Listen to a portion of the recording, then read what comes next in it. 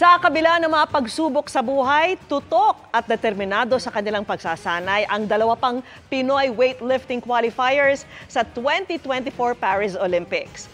Tutukan po ang kanilang mga hugot sa emosyonal na panayam ni JP Soriano.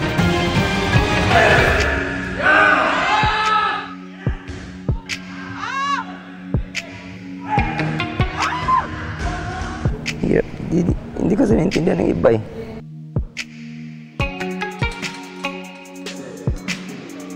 May mga kahinaan pa rin po ako kahit nag-qualify. Sa kanilang pagsasanay, lalo kong nakilala sina Vanessa Sarno at John Februar Ceniza, weightlifting qualifier sa 2024 Paris Olympics. Literal na bigat ang unang naunawaan ko sa istoryang ito. Para sa tinatawag na snatch, itinuro nila sa akin ang tamang pwesto ng kamay, daliri at tamang paghawak sa bars, hanggang sa tamang pwesto ng dibdib at likod. So, okay.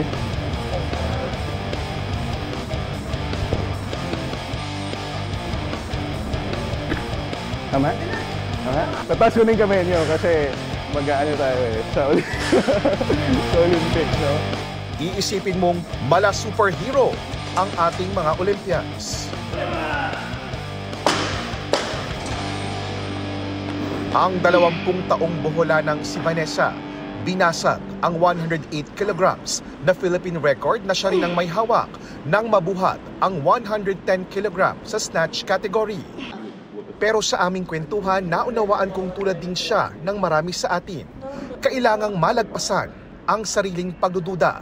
May mga kahinaan pa rin po ako kahit nag-qualify pa rin. Marami pa rin pong kailangan i-improve. Yun po yung tinatarget ko po na ipapalakasin ko po. Humuhugot ng inspirasyon sa mga mahal sa buhay.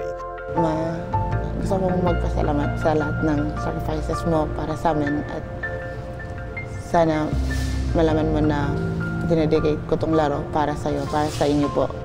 Hubog na rin sa paghahanda ang taga-Karkar Cebu na si Februar na nag-qualify sa Olympics matapos maka-4th place sa Weightlifting World Cup. Pero ang hindi niya ipinahalata noon ay ang iniindang injury. Hindi ko na iniisip yung injury. Tinatabi ko na lang. Iniisip ko is yung goal na dapat punta ng Paris Olympics. Batak na rin daw siya sa hirap. Nagtitinda ng tinapay sa lola ko. Nag-aakyat ng puno. Nagkukuha ng kahoy sa gitna ng bukid. Kung malakas man siyang tignan ngayon, dahil daw yan sa kanyang ate, mga kaibigan at ibang anghel sa buhay na naging daan ng pagpasok niya sa weightlifting national team. Pero nang mapag-usapan ang pinagdaanan bago mag-qualify, bumigay ang tibay ni Februar. Hindi ko naintindihan ng iba eh. Kasi lahat ng pinamuka, iba talaga yun. Akala nila, madali lang. May minor injuries pa rin sa balikat si Februar, habang si Vanessa meron pang muscle sprain. Pero tulad ng kanilang therapy, transition period kami, so kailangan yung buhat nila, tamang-tama lang muna. Tuloy lang din sila sa buhay hanggang bumalik sa dating kondisyon.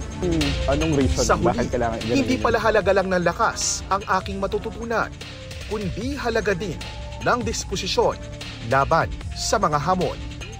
Para sa GMA Integrated News, JP Soriano, nakatutok 24 oras.